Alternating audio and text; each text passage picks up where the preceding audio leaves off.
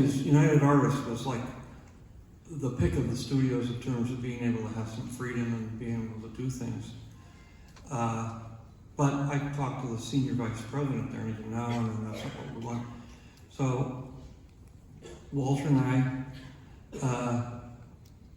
well, we got the Warner Brothers told us, hey, you're going to be in the Director's Fortnight, and at Cannes. I said, well, that's great. It's like we could barely get the film released, let alone in a film festival. So they said, well, we're not going to pay for you to go to Cannes. It's like, if you were getting the Palme d'Or or something, then maybe we would, but you're just in the Director's Fortnight. That's just first-time directors. We don't care about that. So Walter and I got together and said, well, let's just take what money we have left. I didn't have that much. He didn't have that much either. And we said, let's go to Cannes and see the movie. So we did. We came to Cannes. It was raining like crazy. And we found the theater. It wasn't in a regular theater. It was in one of these side theaters. Small, about the size of one of these sections. And got to see the movie. We snuck in. We didn't have tickets. We didn't have anything. We just, went in. And then it wasn't until really only a couple of years ago when I was there with Star Wars that I went to a press conference, and one of the press got up and said, listen, THX, why didn't you come to the press conference that we had for you? I said, I didn't know there was one. I didn't know there was one. We didn't know there was a press conference. But that was that.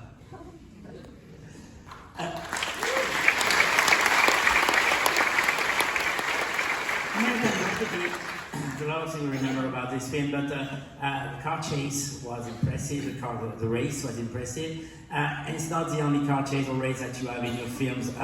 You're kind of obsessed with speed in movies. I mean, you're the guy who put speed in space with Star Wars, and there was, since you were a student, there was this short movie called 1:42:08 that was a race, a guy running around a circuit. And why is that? Why are you so obsessed by that, like car race and speed? When I was in high school, I was obsessed with cars, and I would cruise every night, like in American Graffiti, and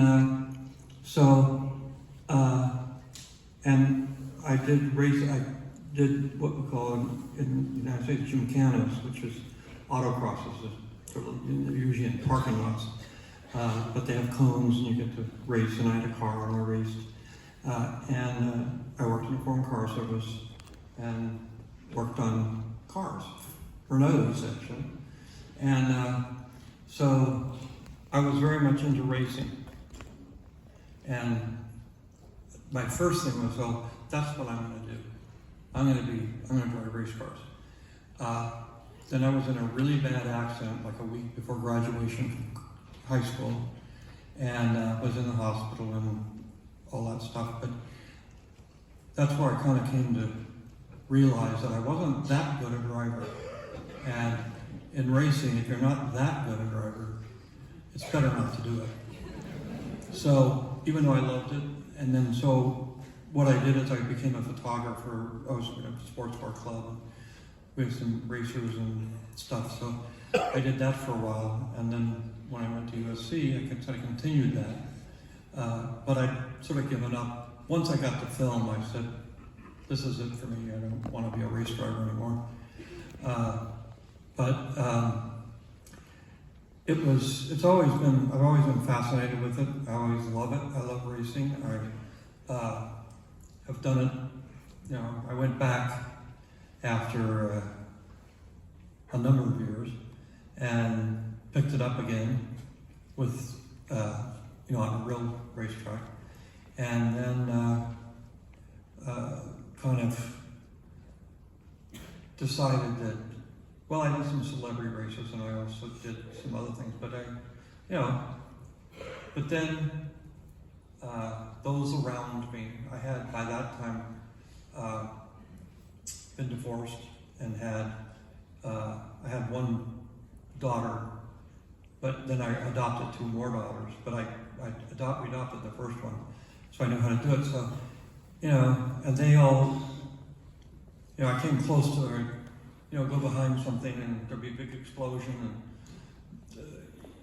and, everybody, oh my God, and, but I would, I'd park because the car that blew up was not me. But I realized that all the people around me were just saying, please don't do this. Yes, you might not die, but you also might be crippled for the rest of your life, and you've got 3 kids to watch after. And you're the only one they've got, because I was a single dad. And so I thought, okay. And so then I got, obviously I was starting to really make movies by then. I was doing Star Wars and stuff, so it's like I said, okay, I don't have time for this anyway. All right, let's start with Star Wars. The origin, the story itself. I know you had a lot of trouble to get the story right, and it took you some time to write it down. When did you know that you got it? When did you know that the characters were there, that Leia was the right one, and Darth Vader and everything? When did you got it in your mind? Is there a moment? No, it was, in the beginning, I had wanted to, the way I described it, it's sort of a Flash Gordon kind of thing. It's a fantasy. It's the kind of movies they made in the 20s and 30s. So it's going to be like a 30s movie, but it's a little crazy. And wait a minute, we're talking about American Graffiti, right? Oh, Star Wars. Well, first came American Graffiti, which I had talked to the guys at United Artists. They said, no, Walter and I were coming here. So I said, well, I'm going to stop over in New York.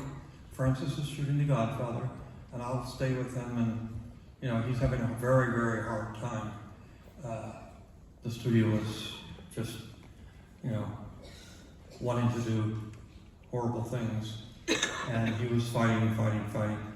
And so, and his wife was pregnant, and I was in the apartment, as sleeping, and suddenly they came running through one morning and said, she's gonna have the baby, and it was my birthday, which was a week or so ago, and I said, great, but then I was on my way here, so I said, I have to go on to Cannes, I will, and I talked to, I think it was Kingfisher, but it was whoever owned Flash Gordon, and I said, and so I went and talked to him to see if I could buy it. I got the rights to it. He said, no. This is an important project for us. We're going to have Fellini do it for us. And I said, well, okay. And then I realized that I didn't really want to do Flash Gordon anyway. I wanted to make up my own movie. I was going to change it so much, they'd be very mad at me, and they'd be doing nothing but trouble. So I came here, and made a deal with United Artists for American Graffiti, and he said, well, what else you got? Because they want to own you for the rest of your life. So I said, well, I got this space fantasy movie. It's kind of a 1920s, 30s Republic serial. And it's got like alien dogs flying spaceships and all kinds of things. It's really crazy. And so he said, oh, we'll take it. And I said, okay. So I showed them the script for American Graffiti, and they said, no. This is just a musical, this is just a music video. There's nothing going on in it. And I said, well, okay. And then I had to fight for a year, in order to go to all the other studios with the script. And, everybody said no, and finally Universal said maybe. They were just on the back end of the Easy Rider phenomenon. Easy Rider had a huge effect on all of us making offbeat movies, especially for young people, because they didn't know anything about young people, so we don't know that. So, and Francis was selling it American Zoetrope this is a young people. We're going to make lots of young movies. He worked for Roger Corman. Well, Roger Corman was like the ambassador of getting into the film business because he's the only person who could hire young directors and let them actually write scripts and make movies without, go do it. Here's 27 days. You have $150,000. Go to it. And but there's a lot of directors that made their first movie there, and so that was what Francis we were trying to do at Zoetrope. And but finally, Universal at the end of their thing said, we'll do American Graffiti, and so that, and then I don't know, going to American Graffiti we made American Graffiti did very well and Well, multiple it was- recognition. The thing about American Graffiti, when I made it, all these films, THX, the studio just, it was called a cult classic because people would sort of drop acid and watch it and say, wow, this is better than 2001. I mean, wow, it's like, but we did have an audience. And so what happened is that when it came down to trying to get American Graffiti off the ground,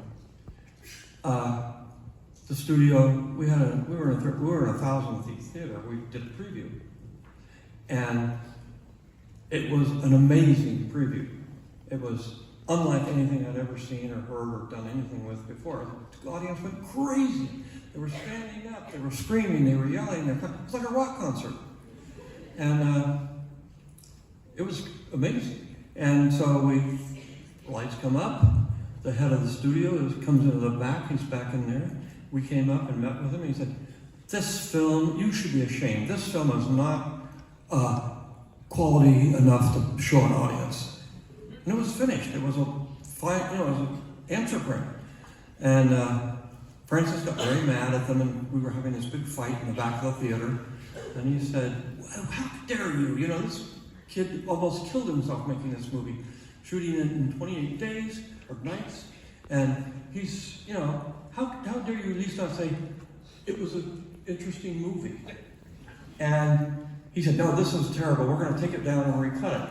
And so we fought that, but at the same time, what we did is when we didn't let them take it down there for a while, but they did cut 5 minutes out of it. Big deal. But at the same time, it was the only scene that the Ron Howard character actually, told off one of his teachers. It showed that he wasn't just a wimp, he was actually a good guy, and all that sort of stuff. But the reality of it was that we had, they said, "Well, we're going to show it. We're just going to release it on television. We're not going to show it in that movie theater. It's just not that quality." So they called the television department, and of course there was like 5 guys. And Universal's got theaters like this, not quite the second thing, but they're big, and they have little ones that have like 24 seats in them. And I said, "Well, get the biggest theater and invite all the people from the studio. It's a 4 o'clock screening. We'll invite anybody who wants to." By that time, people had heard about the preview. And by that time, so we had a full house. And the TV people were sitting in the middle, and the same thing happened. The audience went berserk. They just went crazy. And so they then went to the marketing people and said, "They want to market this as a TV show. I think it's better than that. You should really see it." So those 4 guys came, and I said, "Get the big theater again." And by now we were sort of using most of the people at Universal, so I said, "Well, let's just go and get anybody from anywhere, mostly from the studio." We did it again, same thing. People went berserk, and so finally the marketing people went to the production people, Lou Wasserman and the guy who also didn't like our movie, and said, this is really a good movie. I think, I think we should release this. And so we finally did another screening for the film people, did the same thing, and they said, this is amazing, we'll release it. Of course, in Hollywood, what that means is, it's a little, it was a $750,000 movie, it was like nothing. And so they said, well, the worst month you can get released in those days, but I think it's still true, is August. If you're released that's the graveyard of movies. So they said, well, release it in August, release it in 50 theaters, and aren't you lucky? Okay. And so it was in an actual theater. We went and saw it and everything, but it was one of those things where it did like $25 million in those days. $25 million in a weekend or in a week is huge. I mean, that's huge. Not anymore. Now it's 200 million. But it stayed there. So they booked it in for a month. That's like no time at all. In a month, it was still doing 25 million a week. And then they broadened it out, did more, and they just kept doing it. And it stayed in the theaters for over a year. And ended up making over $100 million, which was the most. I didn't expect it to do anything. Obviously, the studio didn't expect it to do anything. And so we were surprised, but at the same time, when I did the last screening for the production, Al Jr., who was the head of production and everything at Fox, saw it and did something which I don't know what's happened to anybody else. Maybe, Stanley Kubrick, but he came up and said, I like that movie, American Graffiti. I like it. I want to do it. I'll do anything you want to do. You got any other movies? And I said, well, I got this sort of science fiction, fantasy, crazy 1930s movie. And he went, which I told him that we have dogs driving spaceships and stuff. And he said, I'll do it. I'll do it. Whatever you want. I'll do it. I said, you're a good director. I want to work with you. So he did. He hired me, and the rest is kind of history. He was the only one, he and two other people. One was the head of marketing, and the other one was his assistant, who was the vice president of production. They all had faith in the movie. Nobody else did. The studio didn't. They were going bankrupt anyway, but they had a lot of movies that they were desperate. But they said, this will never work. This just isn't going to work. And then when I showed it to them, finished, they said, to the board of directors, they said, oh, we hate this movie. This is such a stupid movie. We don't want this movie. And so they tried to sell it off, but in the end, Laddie and those guys, the thing, they said we were going to release it, but they released it in very few theaters, 70 millimeters.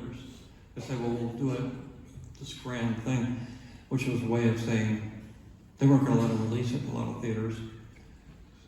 But we did, and again, just like American Graffiti, there were lines around the block, everybody went crazy, and then Fox was saying, my God, we got to put this in more theaters. So it went from very few theaters. 32 at the beginning, was it? Huh? 32 theaters? 32 theaters to over 1,000, which was unheard of at that time. And it was, making a fortune. So, but none of those movies from that period were accepted by the studios. And of course, I made them like Star Wars. I made in England, so I was away from the studio. They had a person there, but eventually he gave up trying to tell us what to do. And but because I was from San Francisco, I had my own production company. That was what happened. And at the time, before it came out, I was having to talk with Laddie, we were trying to figure out some of the release, and I said, you know, in order, something that I guess some people are interested in, when I was making the movie, American Graffiti, you only get net.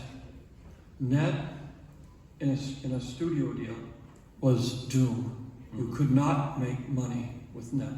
You could only make it with gross.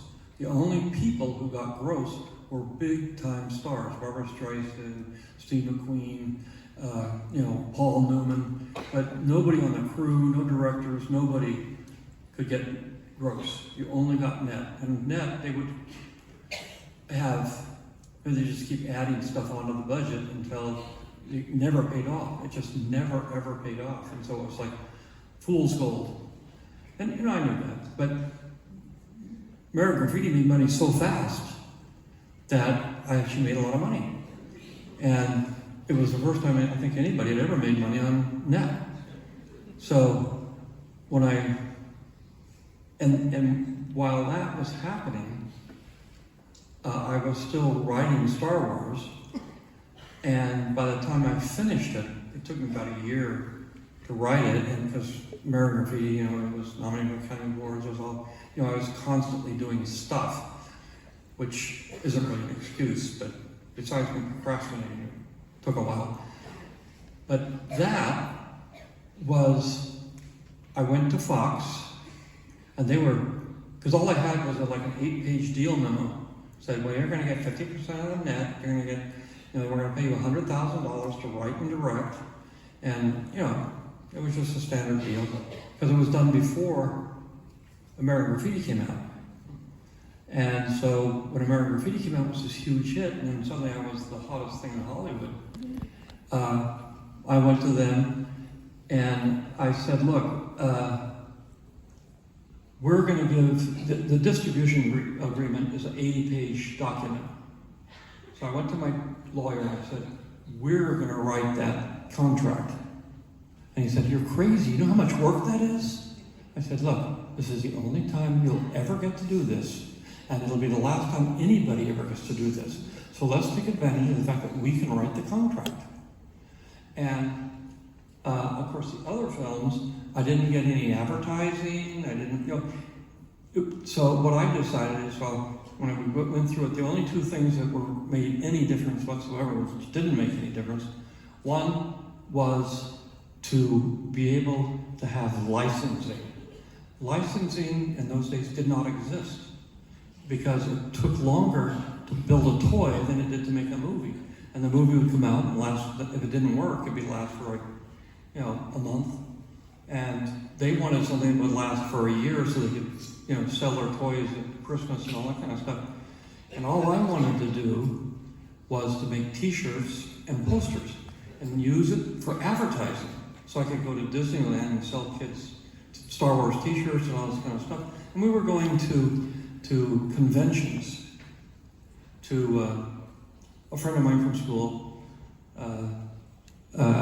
Charlie Lippincott, was the head of publicity, and we were a very small group, but he was sort of doing all the prep for that. But we went to Star Wars convention, not Star Wars, Star Trek conventions, and all the science fiction things, the Comic-Cons, all those things where we thought there would be people who would be interested in this movie. And for 2 years before the movie came out, we were selling it at all these places. So when the movie came out, the studio, the studio was completely like, where did all these people come from? How did they come? Because they weren't actually advertising it. We were, had t-shirts and posters, and they had, a few things. But that was the reason, because everybody said, oh, you were so smart. It was like such a good idea. Well, I had already, when I wrote Star Wars, it was too long. It wasn't 500 pages, it was like 210 or something. But I said, well, I can't make this into a movie. This is way too big. I need about 100 pages. And that's when I rewrote, I wrote the first act, basically. And that's why I demanded that I wanted the sequel rights.